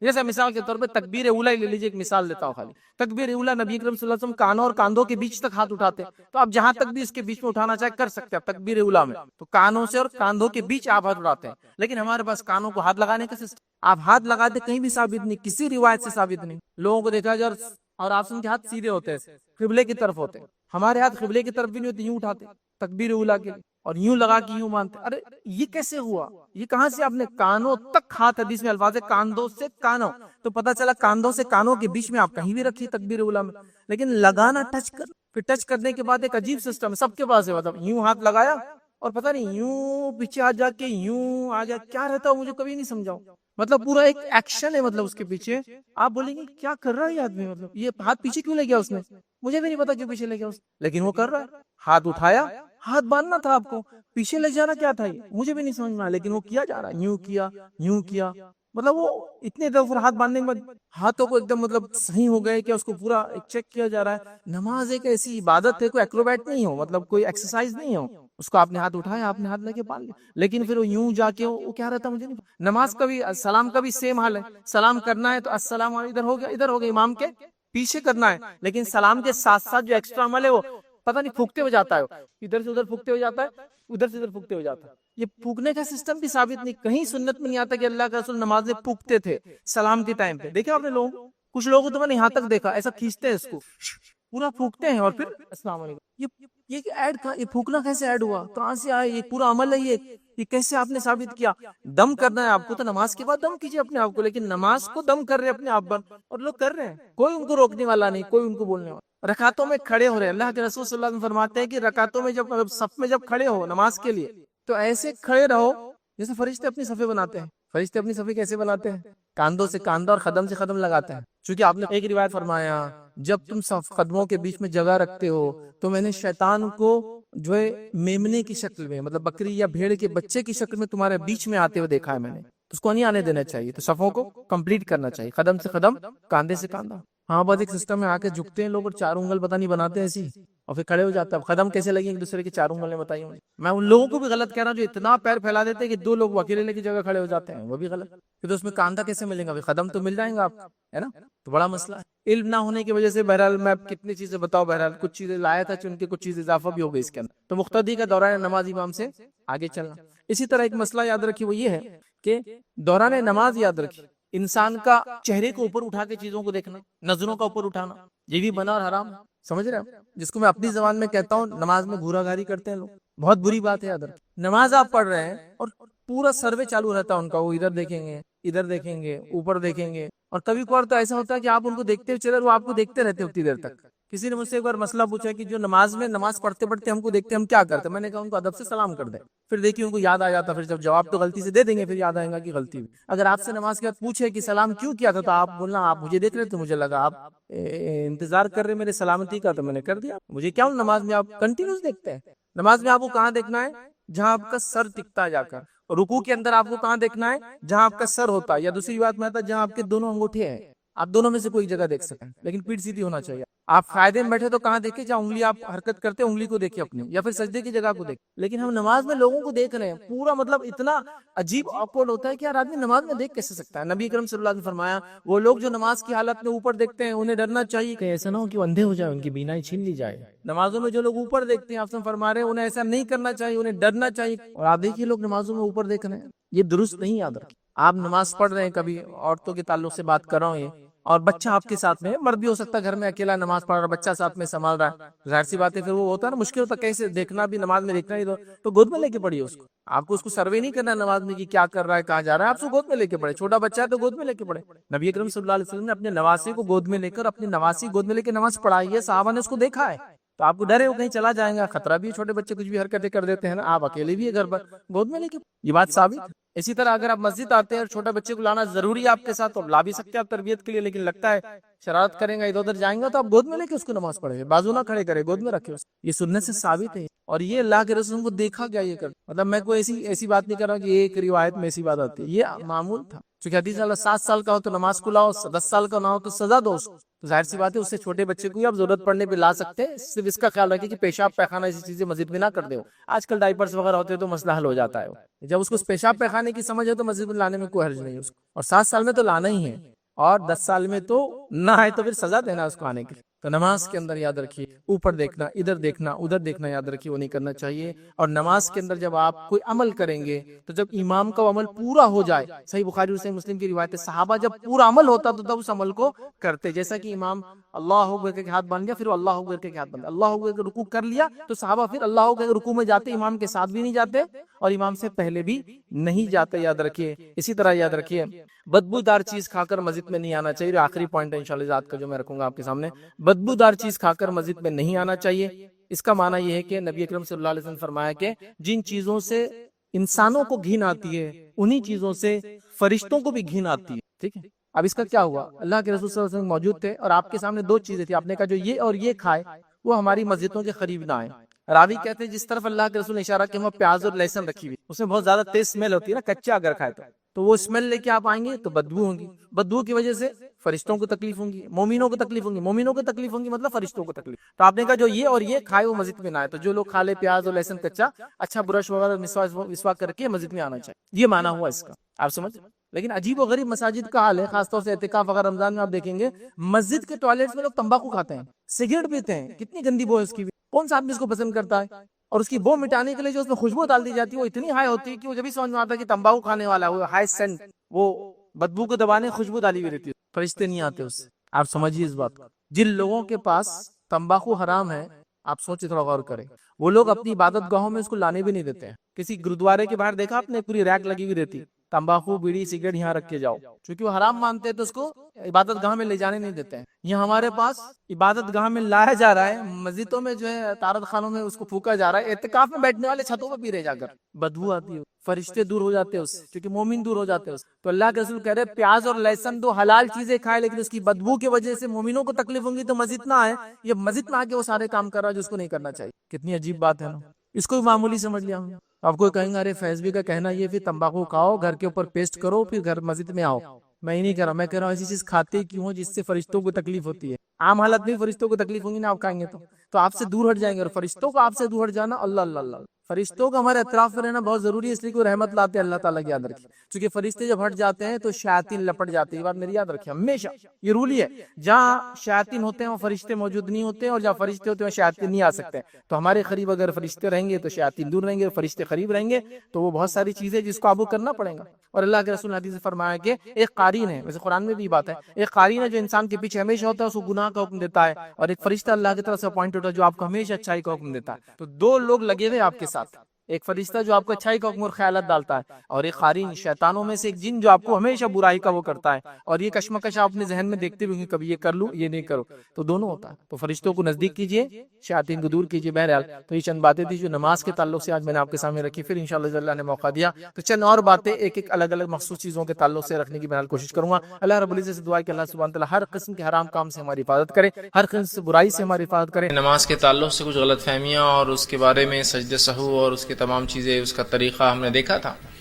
آج انشاءاللہ عزیز پھر ایک نماز سے متعلق ہی جو ہے ایک کڑی رکھنے کی آپ کے سامنے کوشش کروں گا، اور انشاءاللہ عزیز نماز با جماعت، اس کی اہمیت، اس کی فرضیت اور واجبیت، اور اس کو چھوڑنے والوں کا کیا انجام ہوگا، اور کچھ اس کے تعلق سے انشاءاللہ عزیز مسائل رکھنے کی میں جو ہے کوشش کروں گا کہ نماز با جماعت کے لیے جاتے وقت کی کچھ باتیں، جانے کے بعد کی کچھ باتیں، تو یہ تمام باتیں انشاءاللہ مختصر سے اس وقت میں رکھنے کی کوشش کروں گا، تاکہ بہت سی مرتبہ لوگ اس عنوان سے متعلق سوال کرتے ہیں کہ 2 لوگ ہو تو جماعت کیسی ہوں گی، جماعت کے لیے جانے کا کیا معاملہ ہے، گھر میں پڑھ لے تو اس میں کیا مسئلہ ہو جائے گا، کچھ جگہ فجر کی نماز بہت تاخیر سے ہوتی ہے تو کیا ہم اپنے گھر میں جماعت بنا لے تو اس کا کیا مسئلہ ہوگا، اس طرح کی بہت ساری باتیں لوگ کہتے ہیں، اور امت مسلمہ کی اجتماعیت سے یہ سب باتوں کی بنیاد پر یا لا علمی کی بنیاد پر بہت ساری بار جو ہے ہم کٹ بھی جاتے ہیں اندر کی۔ تو آئیے کچھ باتیں آج آپ کے سامنے میں جو ہے جماعت جو ہے نماز جماعت سے پڑھنے کی جو فضیلت اور چھوڑنے کے نقصانات کیا ہو سکتے ہیں یا کیسی وعیدیں اس کے تعلق سے وہ رکھنے کی جو ہے کوشش کروں گا۔ سب سے پہلی چیز تو یہ ہے کہ اسلام میں جتنے بھی فرائض ہیں اگر آپ ان فرائض کو دیکھیں تو یہ باجماعت ہے۔ جیسا کہ توحید اگر چھوڑ دے، مطلب جو لوگ ایمان لاتے ہیں شہادت دیتے ہیں وہ ایک الگ مسئلہ ہوتا ہے، انفرادیت میں ہوتا ہے۔ اس کے علاوہ جتنے اعمال، نماز اجتماعیت میں ہوتی ہے، ٹھیک ہے، اسی طرح جو روزہ اجتماعیت میں ہے، ایسا نہیں ہے کہ ایک جماعت یہ مہینے روزہ رکھے، اگلی جماعت وہ مہینے روزہ رکھے، اگلی جماعت یہ مہینے روزہ رکھے تاکہ مختلف دنوں میں روزے چلتے رہیں، ایسا بھی نہیں۔ اسی طرح جو ہے زکوٰۃ اجتماعیت کا نظم ہے، بیت المال میں زکوٰۃ جمع ہوگی۔ حج اجتماعیت کا نظم ہے کہ تمام لوگ حج ایک ساتھ کرتے ہیں، حج کے لیے بھی کوئی وقت نہیں کہ 15 دن بعد ان کا وقت، 15 دن بعد ان کے بعد 15 دن بعد ان کا وقت، ایک ہی ہے۔ تو اسلام میں جماعت کے بغیر مسلمان کا تصور نہیں یاد رکھے۔ تو اسی طرح نماز جو کہ ارکان اسلام میں دوسرا رکن ہے، شہادت کے بعد دوسری اہم جو ہے عبادت ہے، فرائض میں سے دوسرا فریضہ ہے، اس کے تعلق سے بھی یاد رکھیں اسے اجتماعیت میں ہمیں کرنا ہے، انفرادیت میں نہیں کرنا ہے۔ اور نبی اکرم صلی اللہ علیہ وسلم با جماعت نماز کے حکم دیتے ہیں۔ اللہ رب العزت کئی مرتبہ قرآن میں ورکعوا مع الراکعین ایک جگہ کہا کہ رکوع کرو رکوع کرنے والوں کے ساتھ۔ تو ظاہر سی بات ہے رکوع کرنے والوں کے ساتھ رکوع کرو، مطلب رکوع نماز کے اندر ایک اس کا رکن ہے۔ جب نماز ہم پڑھتے ہیں تو رکوع کرو رکوع کرنے والوں کے ساتھ، مطلب اجتماعیت میں نظم ہوگا، ہے نا۔ اسی طرح کہیں کہا کہ جب تم لوگ جو ہے جنگ میں ہو، جہاد پر ہو، تو ایک جماعت پہلے امام کے ساتھ کھڑی ہو جائے اور دوسری جماعت حفاظت کے لیے کھڑی ہو۔ تو گویا میدان جنگ میں بھی ہے اور ایک ساتھ لوگ نہیں پڑھ سکتے ہیں، تو آدھے آدھے پڑھ رہے ہیں کہ ایک جماعت نماز میں لگی ہے، دوسری جماعت حفاظت میں لگی ہے نا۔ تو گویا آپ صلی اللہ علیہ وسلم کے حکم قرآن کے احکامات سے ہی پتہ چلتا ہے کہ ہمیں یہ چیز بھی اجتماعیت میں کرنا ہے۔ اور نماز باجماعت کا جو ہے ہر مسلمان کو اسلام نے حکم دیا، ہر مسلمان کو نبی اکرم صلی اللہ علیہ وسلم نے حکم دیا کہ ہم جب بھی نماز پڑھیں جماعت کے ساتھ نماز پڑھے، یاد رکھیں اجتماعیت اس معاملے میں قائم کریں۔ آپ صلی اللہ علیہ وسلم فرماتے ہیں، حدیث اس طرح سے ہے اور یہ حدیث جو ہے ابو داؤد کی سنن نسائی میں آتی ہے۔ آپ صلی اللہ علیہ وسلم فرمایا، جس شہر یا دیہاتی آبادی میں 3 شخص رہتے ہو، مطلب جس جگہ چاہے دیہات ہو چاہے شہر ہو، اگر 3 مسلمان رہتے ہیں، ٹھیک، جس شہر یا جس دیہات میں 3 مسلمان رہتے ہو اور ان میں جماعت کا نظم نہ ہو، اور اگر یہ جماعت سے نماز نہ پڑھتے ہو، کوئی جماعت کا نظم نہ ہو، تو آپ فرماتے اور کہتے نہ ہو، تو ان پر شیطان غالب آ جاتا ہے۔ تو ان لوگوں پر کیا ہوگا؟ پھر ان لوگوں پر جو 3 ہو یا اس سے زیادہ کوانٹٹی ہو جائے اور وہ جماعتی نظم قائم نہ کرے نماز اور دیگر چیزوں میں، تو شیطان ان پر غالب آ جاتا ہے۔ اور پھر آپ فرماتے لہٰذا جماعت قائم کرو، کیونکہ بھیڑیا ریوڑ سے الگ رہنے والی بکری کو جو ہے یہ بھیڑ کو کھا جاتا ہے۔ بھیڑ یا بکری ریوڑ سے اپنے گروپ سے الگ ہو جاتی ہے، جماعت سے الگ ہو جاتی ہے، اس کو اچک لیتا ہے۔ تو یہاں نبی اکرم صلی اللہ علیہ وسلم نے اس بات کا خوف بتایا کہ اگر ہم جماعت سے نہیں نماز قائم کریں گے اور جس دیہات اور جس بستی میں 3 مسلمان ہو جائے اور اس کے بعد یہ عمل نہ ہو کہ وہ جماعت قائم نہ کرے، جماعتی نظم قائم نہ کرے، تو ایسی جگہ پھر شیطان آ جائیں گا اور شیطان جو ہے پھر اچک لیں گا۔ اور آپ نے وضاحت کی کہ جس طرح سے جو بھیڑ یا بکری، ریوڑ سمجھتے نا، پورا گروپ میں چلتی، جتھے میں چلتی ہے، الگ ہوتی ہے، بھیڑیا اسی پہ حملہ کرتا ہے، چونکہ پورے بکریوں پہ حملہ نہیں کرتا، بیچ میں آ کے کبھی حملہ نہیں کرتا ہے۔ تو کہا بھیڑیا ایسی ہی بھیڑ پہ حملہ کرتا ہے جو ریوڑ سے گروپ سے الگ ہو جاتی ہے۔ تو لہٰذا یہاں بجماعت نماز کی اہمیت بتائی جا رہی ہے۔ اگر ایسا نہ ہوا تو شیطان ان لوگوں پر، اس بستی والوں پر، اس شہر والوں پر غالب آ جائیں گا اور ان کو جو ہے وہ بکھیر دیں گا، یاد رکھیے، مطلب اللہ کی اطاعت اور اس کی بندگی سے دور کر دیں گا۔ تو یہاں پتہ چل رہا ہے بجماعت نماز کی کیا اہمیت ہے۔ اسی طرح دوسری ایک روایت میں آپ صلی اللہ علیہ وسلم فرماتے اور کہتے ہیں، یہ روایت جو صحیح بخاری کی ہے، روایت کے الفاظ سننے کتنے سخت ہے۔ آپ صلی اللہ علیہ وسلم فرماتے اور کہتے ہیں کہ مجھے اس ذات کی قسم جس کے ہاتھ میں میری جان ہے، میں نے ایسا ارادہ کیا کہ ایک مرتبہ لکڑیاں جمع کروں اور اذان دینے لگاؤں، جب اذان ہو جائے تو کسی اور کو نماز کے لیے آگے بڑھا دوں، جب وہ نماز شروع کر دے تو پھر میں بستی اور شہر میں نکلوں اور ان تمام لوگوں کے گھر کو آگ لگا دوں جو بنا کسی عذر کے وجہ کے گھر میں جو ہے نماز پڑھتے ہیں۔ میرا دل چاہا کہ ایک مرتبہ جو ہے میں لکڑیاں جمع کروں اور اذان دینے لگاؤں اور خود نہ نماز پڑھاتے ہوئے کسی اور کو اپنے جگہ مصلی پہ کھڑا کر دوں اور پھر نکلوں اور نکل کے ان لوگوں کے گھر کو آگ لگا دوں جو بنا کسی وجہ کے عذر کے جو ہے وہ نماز با جماعت میں شریک نہیں ہوتے، بس ان کے گھروں کو جلا دوں۔ مسند احمد کی روایت میں اضافی الفاظ ہے، اگر مجھے چھوٹے بچوں کا اور عورتوں کا خوف نہ ہوتا تو میں ان کے گھر جلا دیتا۔ اگر مجھے اس میں عورتیں، چونکہ عورتوں کو بجماعت نماز فرض نہیں ہے، بچوں کے اوپر عبادتیں فرض نہیں جب تک وہ بالغ نہیں ہوتے ہیں، تو اگر مجھے عورتوں اور بچوں کی فکر نہ ہوتی تو میں ان کے گھر جلا دیتا. تو کتنی اہمیت بتائی جا رہی بجماعت نماز کی، سمجھ میں آ رہی ہے؟ بجماعت رہنے کی ہر معاملے میں. اور نماز، اور چونکہ نماز ایک ایسا رکن ہے جو ہر روز 5 وقت ہوتا ہے. زکوٰۃ تو سال میں ایک بار ہے، حج زندگی میں ایک بار ہے، لیکن یہ تو روز ہو رہا ہے یہ عمل. زکوٰۃ سال میں ایک بار ہے، ٹھیک، روزہ سال میں ایک بار، لیکن یہ روز ہوتا ہے. اگر یہاں اجتماعیت ہماری ہوں گی تو بہت سارے اس کے فائدے ہوں گے، اور اس بات کی گواہی آپ بھی دیں گے اور میں بھی دیتا ہوں. اجتماعیت کے فائدے تو اپنی جگہ ہے ہی. اجتماعیت میں رہنا، لوگوں کے ساتھ رہنے کے بہت سے بینیفٹس ہے، یاد رکھیے، ٹھیک. اور یہاں شریعت کا حکم بھی ہے، تو کتنا اہم حکم ہے کہ گھر جلا دینا. اسی سے علماء لکھتے ہیں کہ نماز با جماعت یہ واجب اور فرض ہے، یاد رکھیے. با جماعت پڑھنا واجب اور فرض ہے، سوائے شرعی عذر کے، سوائے مجبوریوں کے، سوائے مسجد نہ ہو کسی علاقے میں، مسلمان ہے لیکن مسجد نہیں ہے، سوائے اس کے کہ آپ کی صحت ساتھ نہ دیں، حالات ساتھ نہ دیں، یہ ایک الگ چیز ہے، یہ عذر ہے، مجبوریاں ہیں، ایکسیپشنل کیسز ہیں، ٹھیک. اسی طرح آپ صلی اللہ علیہ وسلم فرماتے اور کہتے ہیں، ایک نابینا صحابی جن کا نام ام مکتوم آتا ہے، صحیح مسلم کی روایت ہے، ام مکتوم، وہ آئے اور کہا اللہ کے رسول صلی اللہ علیہ وسلم میں ایک نابینا انسان ہوں. یہ نابینا تھے، اندھے تھے. میں ایک نابینا انسان ہوں اور مسجد آنا میرے لیے مشکل ہوتا ہے، اس لیے کہ مجھے ہر بار کوئی لے کر آنے والا نہیں ہوتا ہے. وہ نابینا تھے اور نابینا انسان کو ظاہر سے چلنے میں بہت تکلیف ہوتی ہے. تو کہا مجھے ہر بار کوئی انسان نہیں ملتا جو مجھے پکڑ کر مسجد تک لا کر چھوڑ دے، تو لہٰذا کیا میں اپنی نمازیں گھر پر پڑھ لوں؟ تو آپ صلی اللہ علیہ وسلم نے کہا ٹھیک، تو اپنی نمازیں گھر پر پڑھ لے. جب وہ جانے لگے تو راوی کہتے اللہ کے رسول صلی اللہ علیہ وسلم پلٹے اور کہا کہ میں مکتوم ایک منٹ رکو، ذرا ٹھہرو. وہ ٹھہر گئے. ٹھہرنے کے بعد ان سے کہا کیا تمہیں اذان کی آواز سنائی دیتی ہے؟ تو کہا اللہ کے رسول صلی اللہ علیہ وسلم ہاں مجھے اذان کی آواز سنائی دیتی ہے. تو کہا اگر اذان کی آواز سنائی دیتی ہے تو پھر میں تمہیں حکم نہیں دے سکتا ہوں گھر پر نماز پڑھنے کا، تم کو مسجد آنا ہی پڑے گا. اگر اذان کی آواز آتی ہے تو میں تمہیں حکم نہیں دے سکتا ہوں گھر میں پڑھنے کا، تمہیں مسجد آنا پڑے گا. تو اندازہ لگائیے نماز با جماعت کی کیا اہمیت ہے کہ ایک نابینا بھی اس سے ایکسیپشنل نہیں ہے، جس کو کتنا بڑا عذر ہوتا ہے دکھتا ہی نہیں.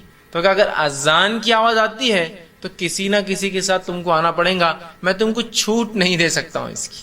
ایک آدمی کو ایکسیپشنلی چھوٹ دیتے آپ سب کے لیے ہو جاتی نا. اذان کی اگر آواز آتی ہے تو اسی سے علماء یہ مسئلہ اخذ کرتے ہیں کہ کہیں مسجد اتنی دور ہو، سواری کا انتظام نہ ہو اور اذان کی آواز بھی نہ آتی اور اذان کی آواز بھی نہ آتی ہو تو بہرحال وہ آدمی پھر مجبور ہے. اگر وہ جماعت سے نہ پڑھ سکے تو الگ بات ہے، کیونکہ اذان نہیں آ رہی، مطلب مسجد بہت دور ہے کہ اذان کیا اسے سنائی نہیں دیتی، ورنہ اگر سنائی دیتی تو جانا پڑے گا، نابینا کو بھی جانا پڑے گا. اب آج دیکھیے مسجد ہم سے جو ہے 10 میٹر کی دوری پہ بھی نہیں، 100 قدم کی دوری پر بھی نہیں، لیکن تجارت ہے، کسٹمر بہت آتے تو یہاں جلدی ہو جائیں گے نا. مسجد جانا، سب بندی کرنا، جماعت میں کھڑے ہونا، امام صاحب پہ لمبے لمبے سورے پڑھا دیں گے تو ایک وہ مصیبت نہیں ہو جائیں گی سوار، تو وہ سوروں کو سننا، اس کے بعد آنا، تو 15 منٹ تو مار کھا جا رہے اپنے. حالانکہ ہم یہ نہیں سوچ رہے یہ 15 منٹ ہی جمع ہوتے ہیں وہاں آخرت کے اعتبار سے. تو میں کیا کرتا ہوں، ایک مصلی لے لیتا ہوں، نماز تو نہیں چھوڑا الحمدللہ، لیکن مصلی لے لیتا ہوں اور اندر ہی بچھا لیتا ہوں دکان کے اندر، اور وہیں فوراً جو ہے رکعت باندھی اور فر جلدی سے ختم ہوا. نہ جانے کا وقت لگا، نہ آنے کا وقت لگا، نہ امام صاحب کی لمبی لمبی رکعتیں ملی، اور آرام سے جو ہے نماز ہو گئی. اپنا بزنس بھی چالو. ایک بھائی کھڑا ہے، دوسرا نماز پڑھ رہا ہے، پھر دوسرا کھڑا ہوتا ہے، پہلا پڑھتا ہے، حالانکہ بازو جماعت ہو رہی ہے. کس قسم کی سستی اور عہدی پن ہے، یاد رکھیے کس قسم کا، آپ اندازہ لگائیے. اور ہر جگہ ہی سستی اور کاہلی نظر آ رہی، چاہے تجارت کو آگے بڑھانے کے لیے، چاہے معاملات میں جو ہے آگے بڑھنے کے لیے، ہے نا. ایک امپورٹنٹ میٹنگ ہے، میں تو یہ ان کی بات کر رہا ہوں جو نماز پڑھتے ہیں لیکن جماعت سے نہیں پڑھتے. ابھی بے نمازی کی بات نہیں ہو رہی، لہٰذا میں بے نمازی کے نقصانات وہ میں کچھ نہیں رکھوں گا آج انشاءاللہ آپ کے سامنے، وہ میرا عنوان نہیں ہے چونکہ، ورنہ پھر اس میں ایک درس چلا جائے گا کہ نماز کی اہمیت اور بے نمازی کے کیا نقصان ہو سکتے ہیں. ہم تو ان کی بات کریں جو نماز پڑھتے ہیں 5 وقت لیکن جماعت سے نہیں پڑھتے، تو ان کے بارے میں کتنی سخت باتیں آ رہی ہیں. جو جماعت سے نہیں پڑھتے ان کی بات ہو رہی ہے، نہیں پڑھنے والوں کا تو الگ ہی معاملہ. جو پڑھ رہے ہیں لیکن الگ پڑھتے ہیں تو ان کے گھر جلانے کی بات ہو رہی ہے. سمجھ رہے آپ بات؟ تو تجارت یا معاملات کے لیے بھائی میٹنگ ہے، اس میں جلدی سے ختم ہو جائیں گی میٹنگ، ہاں یہ الگ بات ہے. اتنے لوگ جمع ہوں کہ وہاں جماعت قائم ہو سکتی ہے اس میٹنگ کی جگہ پر، اتنے لوگ جمع ہوں بزنس کے لیے کہ وہاں جماعت قائم ہو سکتی ہے، تو الگ بات ہے پھر کہ ٹیمپرری آپ رکے تو جماعت بنا سکتے ہیں، ہمیشہ کے لیے نہیں ہو سکتا ہے. لیکن میں ان کی بات کر رہا ہوں جو پرماننٹلی اپنا جو سلسلہ بنا دیتے ہیں کہ کچھ ہوا کہ بس جماعت کے لیے گھر میں کھڑے ہو گئے، کچھ ہوا کہ بس جماعت کے لیے گھر میں کھڑے ہو گئے، مطلب نماز کے لیے گھر میں کھڑے ہو گئے. انفرادی ہوتا ہے یا کبھی مسجد نہ جانے کو چرانے کے لیے، حالانکہ 10 قدم پہ مسجد ہے، ایک جماعت اپنی بنا لے تاکہ یہ جماعت جلدی ہوں گی نا، اپنے حساب سے ہوں گی کہ دستر پہ کھانا لگ چکا ہے، اب کہاں مسجد جاتے نماز کے لیے، یہیں پڑھ لیں گے. میں ایکسیپشنل کیس کی بات نہیں کر رہا ہوں کہ رمضان میں آپ کسی دعوت میں ہیں جہاں الحمدللہ رمضان میں تو تقریباً لوگ نماز پڑھتے ہی ہیں، جس کی وجہ سے مسجدیں ویسے ہی نہیں پڑتی ہے، تو مسجد والے بھی چاہتے ہیں کہ آپ کہیں پڑھ لے تو اچھا ہے، ہوتا ہے نا، مسجدیں نہیں پڑتی ہے ویسے ہی نہیں پڑھ رہی ہے نمازوں میں، عام نمازوں میں تو کوئی خاص دعوت ہو جائے محلے میں تو مسجد تو پیک ہو جاتی ہے، تو ظاہر سی بات ہے وہاں کو بنا لے، وہ تو ایکسیپشنل کیسز ہوتے ہیں. لیکن جنرل اس میں ہم ایسا کرتے ہیں، بہت سے لوگ ایک سلسلہ بنا لیتے ہیں کہ بس گھر میں نماز پڑھ لو، بزنس کی جگہ نماز پڑھ لو، چھت پر نماز پڑھ لو. ٹھیک، مجبوریاں الگ چیز ہے کہ میں کالج میں ہوں جہاں سے مسجد نہیں، اذان کی آواز نہیں آتی تو میرے لیے پھر جانا بھی ضروری نہیں، تو وہاں میں جماعت بنا لیتا ہوں یا وہاں میں پڑھ لیتا ہوں مصلی ڈال کے نماز انفرادی. وہ الگ شکلیں ہیں، لیکن عام اعتبار سے ہم دیکھتے ہیں لوگ بہت جی چراتے ہیں نماز کے معاملے میں اور پڑھتے ہیں. اور جب انسان جماعت سے چھوٹ جاتا ہے نا، تو یہ میرا تجربہ اور مشاہدہ ہے، میں نے دیکھا ہوں جن لوگوں نے با جماعت نماز کو چھوڑا، پھر گھروں میں جماعتیں چالو کی، پھر انفرادی، چونکہ گھر میں جماعت مینٹین نہیں ہو سکتی کبھی، پھر انفرادی چونکہ لوگ نہیں آنے، انفرادی جماعتیں چالو کی. اس کے بعد ایک زمانہ پھر تاخیر سے نماز پڑھنے لگے، حالانکہ نماز چھوڑنے کی وجہ تھی لوگ اول وقت میں نہیں پڑھتے بلکہ میں گھر میں پڑھوں اپنی جماعت میں، پھر تاخیر سے پڑھنے لگے اور پھر حال یہ ہو گیا کہ نمازوں کو جمع کر کے پڑھنے لگے اور پھر حال یہ ہو گیا کہ تھوڑے دن بعد بے نمازی بن گئے. تھوڑے دن سے مراد کچھ سالوں اور کچھ وقت میں بے نمازی ہو کہ نماز کی پرواہ نہیں، بیٹھے ہیں تو جو بیٹھے ہیں تو ظہر اور عصر کا وقت بھی ہوگا مغرب تک، چلو میں تو مسافر ہوں، میں تو سفر میں آپ سے ملنے آیا ہوں، میں تو جمع کر رہا ہوں، لیکن جو مقیم ہے وہ بھی میرے ساتھ بیٹھا ہے. اچھا ظہر اور عصر مل سکتی ہے، مغرب اور عشاء مل سکتی ہے نا، لیکن ایک انسان عصر سے میرے ساتھ مغرب بھی بیٹھا ہے، عشاء تک بیٹھا ہے، میں تو اپنی ظہر عصر ملا کر آیا ہوں لیکن پھر بھی وہ بیٹھا ہے، حالانکہ بڑا علامہ بتاتا ہے اپنے آپ. لیکن چونکہ پہلے کہا یہ اول وقت میں نہیں پڑھتے، الگ پڑھتا ہوں جماعت سے، پھر جماعت ختم ہوئی، پھر انفرادی اور نماز ہی پوری مکمل چھوٹ گئی پھر ایسے لوگوں سے. تو بڑی احتیاط کریں، با جماعت نماز کو کبھی معمولی نہ سمجھیں، ہر بار کوشش کرے کہ جماعت کے ساتھ پڑھوں. اس کی بڑی اہمیت ہے کہ ایک نابینا کو بھی اس سے ایکسیپشنل مستثنا نہیں کیا گیا شریعت میں. اسی طرح صحیح مسلم کی روایت ہے، عبداللہ ابن مسعود رضی اللہ عنہ فرماتے ہیں، بڑی سخت بات وہ کہتے ہیں، اور کیا فرماتے سنیے. وہ فرماتے ہیں کہ ہم میں سے کوئی بھی، آپ صلی اللہ علیہ وسلم کے زمانے میں ہم میں سے کوئی بھی جماعت سے پیچھے نہیں رہتا تھا. ہم نماز نہیں پڑھنے والوں کی بات نہیں کر رہے ہیں ابھی، پھر سوچ غور سے سنیے آپ، جو پڑھتے تھے لیکن جماعت سے نہیں پڑھتے تھے ان کی بات ہو رہی کتنی سخت. ہم میں سے کوئی بھی اللہ کے رسول صلی اللہ علیہ وسلم کے زمانے میں بغیر جماعت کے نماز نہیں پڑھتا تھا، مطلب سب جماعت میں شامل ہوتے تھے سوائے منافق کے، سوائے منافق کے. اور اسی سے وہ کہتے تھے جو با جماعت نماز میں شامل نہ ہو وہ کھلا منافق ہے. چھپا منافق تو جماعت سے بھی نماز پڑھنے آتا تھا، کچھ کھلے منافق تھے جو جماعت سے نہیں پڑھتے تھے کے زمانے میں بھی، کچھ چھپے تھے، چھوٹے موٹے منافق آ جاتے تھے ڈر کے، لیکن بڑے بڑے منافقین جو تھے وہ نہیں آتے تھے. تو کہا سب آتے تھے سوائے منافق کے، اور جو نہیں آتا تھا ہم سمجھ جاتے تھے یہ منافق ہے، پھر کہتے ہیں سوائے منافق کے اور بیمار کے. لیکن بیمار کو بھی ہم میں سے 2 لوگ کاندھے پہ ڈال کے لا کے کھڑے کر دیتے تھے. منافق تو آتا ہی نہیں تھا سوائے بیمار کے، مطلب بیمار لوگ نہیں آتے تھے، لیکن بیماروں کو بھی 2 لوگ مل کر اٹھا کے لاتے تھے، کاندھے پر لا کے کھڑے کر دیتے تھے سب کے، بیماروں کو بھی لا کر کھڑے کر دیا تھا. دیکھیے با جماعت نماز نہ پڑھنے کے تعلق سے کیا بتا رہے صحابہ کی، یہ منافقت کی ایک علامت ہے، چونکہ منافق ہی با جماعت نماز میں نہیں آتا ہے. دوسرا، بیمار بھی ہوتا تو اٹھا کر لایا جاتا نماز کے لیے. آج تو ہماری بیماریوں کا کیا کہنا ہے نا، کیا ہو گیا بھائی آج نماز آپ نے جماعت سے نہیں پڑھی، آج میرے کو 3 چھینکیں آ گئی صبح، اور 3 چھینکیں تو بہت زیادہ ہوگی آپ کے لیے نا، اتنی صحت کہاں دی اللہ نے آپ کو 3 چھینکیں برداشت کر سکے، 4تھی چھینک میں تو ہارٹ اٹیک آ جائیں گا آپ کو. ٹھیک ہے، اچھا کیا آپ نے آج نماز کو پڑھا. ارے آج آپ با جماعت نماز میں دکھ نہیں رہے 2-4 دن سے، ارے بہت زیادہ بیمار ہونا، کیا بیماری ہے آپ کی، وہ ہاتھ میرا روز دکھ رہا. اچھا تو آفس بھی نہیں جا رہے؟ نہیں آفس تو جانا پڑتا نا، مجبوری ہے.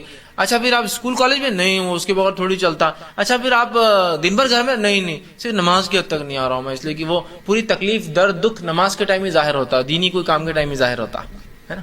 ہاتھ دکھنے کیا تعلق جماعت سے، ہاتھ تو دکھ ہی رہا ہے نا، ایسے بھی دکھ رہا ہے ویسے بھی دکھ رہا ہے، کچھ نہ کرو بھی تو دکھ رہا ہے، لے کے چلو اس کو ساتھ اپنے. ہو سکتا ہے اللہ کے ذکر میں ہوں گے تو اللہ اس کو شفا دے دیں گے، لیکن وہ نہیں ہوتا ہے ہم سے۔ اللہ کے رسول صلی اللہ علیہ وسلم کے تعلق سے آتا ہے، آپ کی وفات سے کچھ دن قبل آپ نے چلنا پھرنا بند کر دیا تھا، آپ چل پھر نہیں پا رہے تھے، خود سے اٹھ نہیں پا رہے تھے، بلکہ آپ نے جب نماز کے لیے ارادہ کیا 2 دن پہلے یا 3 دن پہلے، روایتوں میں مختلف الفاظ ارادہ کیا، تو آپ کھڑے ہو کر گر جاتے تھے، مطلب اتنی طاقت نہیں تھی قدموں میں کہ چل سکے، آپ گر جاتے تھے۔ روایت میں کہ آپ اٹھے، وضو کیا، کھڑے ہوئے اور گر گئے، چونکہ پھر بے ہوش ہو گئے، بے ہوشی سے وضو ختم ہو جاتا ہے، اس لیے کہ پتہ نہیں انسان نے کیا کیا، پھر آپ اٹھے، پھر وضو کیا، پھر گر گئے، پھر آپ اٹھے، پھر وضو کیا اور پھر گر گئے۔ یہ کیفیت تھی آپ کی، اتنی کمزوری تھی۔ اس میں آتا ہے کہ اللہ کے رسول اتنی کمزوری میں بھی ہم 2 صحابہ کو بلاتے اور دونوں کے کاندھوں پر ہاتھ رکھتے، آپ کے پیر ڈالنے کی طاقت نہ تھی تو آپ صلی اللہ علیہ وسلم پیر رگڑتے جاتے مٹی کے اندر، مطلب آپ چل نہیں سکتے، تو اب ظاہر سے ایک آدمی کاندھوں پہ 2 لوگوں نے ڈال لیا اور کھینچ کے لے کے جا رہے، ویسے آتے تھے۔ اور آپ نے ہمیں کچھ دن بیٹھ کر نماز پڑھائی، پھر لیٹ کر نماز پڑھائی، اور پھر ابوبکر صدیق نماز پڑھاتے تھے اور آپ سے پیچھے لیٹتے تھے، چھوڑی نہیں، لیکن لیٹ کر پڑھی۔ اسے پتا چلا مسجدوں میں ایسا نظم ہونا چاہیے کہ جہاں مصلی بیمار بھی آئے تو لیٹنے کا پروویژن بھی ہو کہ وہ نماز پڑھ سکے، بیٹھنے کا بھی ہو کہ وہ پڑھ سکے، یاد رکھیے، ٹھیک؟ تو اس بات کو سمجھنا ہے ہمیں، یاد رکھیے کتنی اہم بات ہے کہ بیمار ہے، نبی ہے، چاہتے تو شرعی عذر بتا سکتے تھے، چاہتے تو اللہ چھوٹ دے دیتا، چاہتا تو اللہ معاف کر دیتا، پھر بھی آ رہے امت کو سکھانے کے لیے کہ نماز با جماعت کی بڑی اہمیت۔ لیکن ہماری بیماریوں کو میں نے کہا نا، کیا کہنا، بہت بڑی بڑی بیماریاں ہو جاتی ہیں، ہم کو چھینک آنا بہت بڑی بیماری ہے، تھوڑی کھانسی کی بیماری ہے، تھوڑا سا آنکھ گرم ہو گیا، تھوڑا سا آنکھ گرم ہو گیا تو فوراً گھر والوں نے بولا نماز کو مت جاؤ، ٹھیک ہے امی نماز کو نہیں جاتی، ٹھیک ہے ابا نماز کو نہیں جاتے۔ باقی اگر امی ابا بولے بیٹے تھیٹر مت جاؤ تو نہیں، تھیٹر جاؤں گا تو میں ساتھ رہوں گا اچھے سے، نہیں تو وہ تنگ کروں گا تم کو، وہاں اپنی منوائی جا رہی بات، یہ ہونا تو فلاں ہوں گا، نماز کے لیے نہیں، آپ نے بول دیا اب میں نہیں جاؤں گا، امی بھی نہیں بول رہے، ابا بھی نہیں بول رہے، بہت زیادہ مجھے بخار دکھ رہا، یہ دکھ رہا، یہ تمام چیزیں وجوہات نہیں ہے نماز کو چھوڑنے کی، نہیں ہے نماز کو چھوڑنے کی۔ بہرحال اسی طرح نماز با جماعت کی اہمیت اس سے ہی پتہ چلتی ہے۔ سورہ نساء سورہ نمبر 4 آیت نمبر 102 میں اللہ نے فرمایا کہ جب تم جنگ میں ہو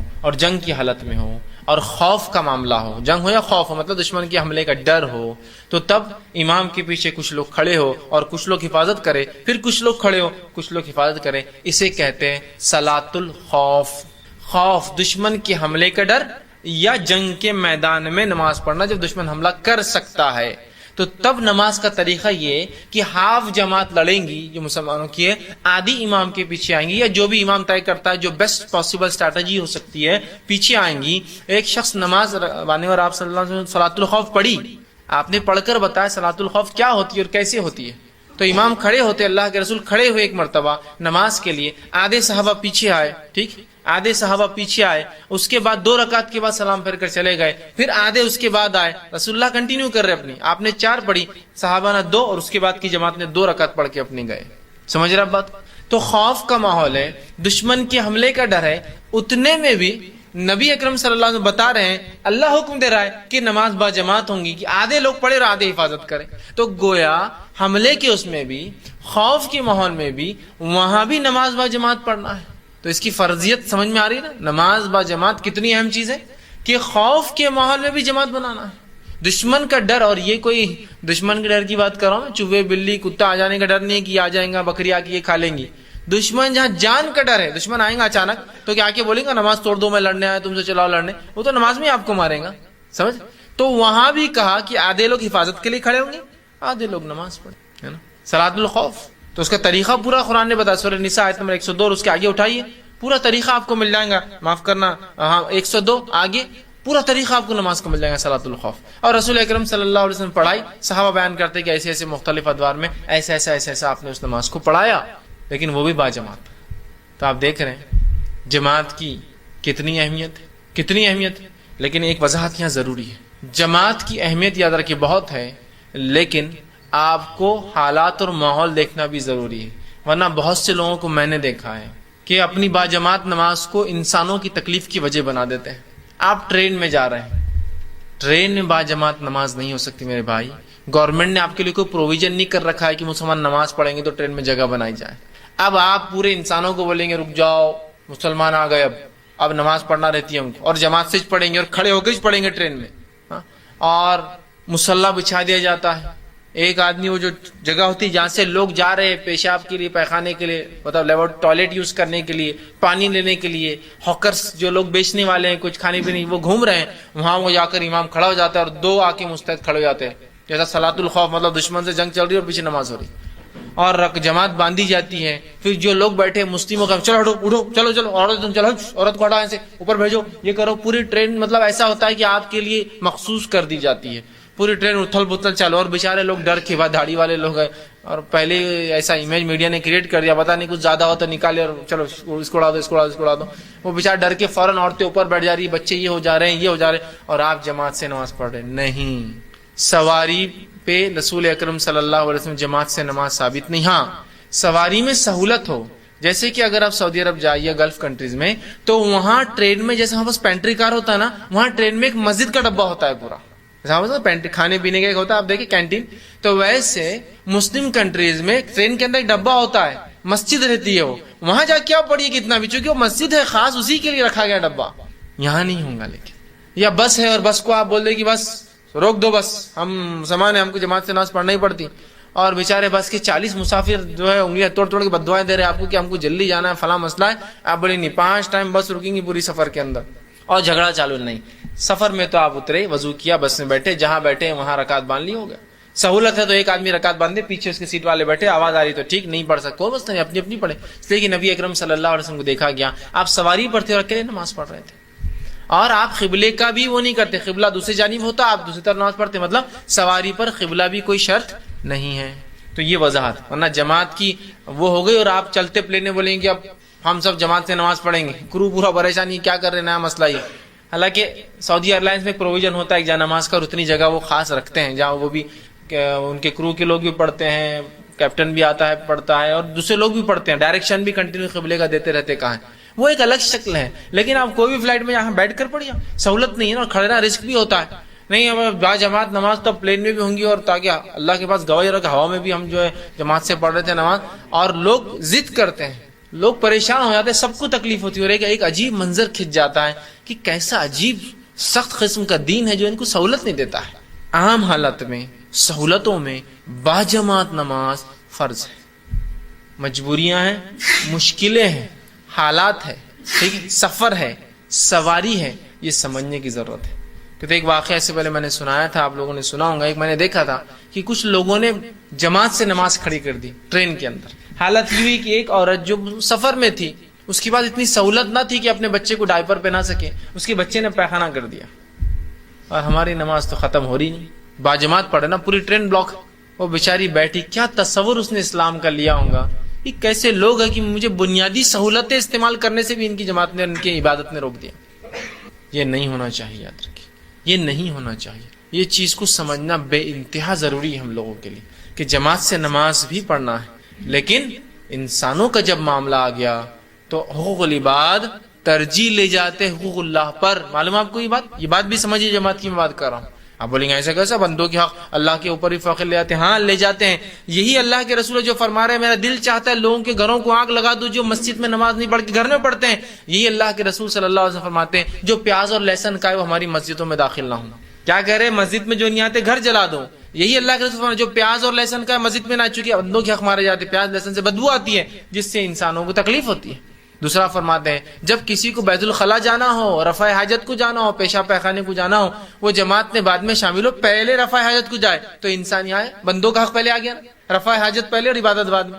جس کو بھوک لگی ہو اور مغرب کا وقت ہو تو وہ کھانا کھا لے اگر اسے امید ہے آخری رکعت بھی مل جائیں گے تو پہلے کھانا ختم کریں پھر آخری رکعت میں شامل ہو. کھانا پہلے نماز بعد میں بندوں کا حق. تو میں بھی اسی لیے کہہ رہا ہوں جب ٹرین میں ہیں آپ بسز میں ہیں سہولتیں نہیں ہوتی ہیں تو وہاں کیا کریں گے آپ وہاں جماعت کا اہتمام نہیں ہوں گا. اس بات کو سمجھنے کی ضرورت ہے. آپ اسی طرح نماز با جماعت کی کیا فضیلت آتی ہے وہ فضیلت بھی رکھتا ہوں. جب اتنی وعید کی گئی تو فضیلت کیا بتائی گئی. آئیے آپ صلی اللہ علیہ وسلم نماز با جماعت کی فضیلت بتاتے ہیں اور فرماتے ہیں صحیح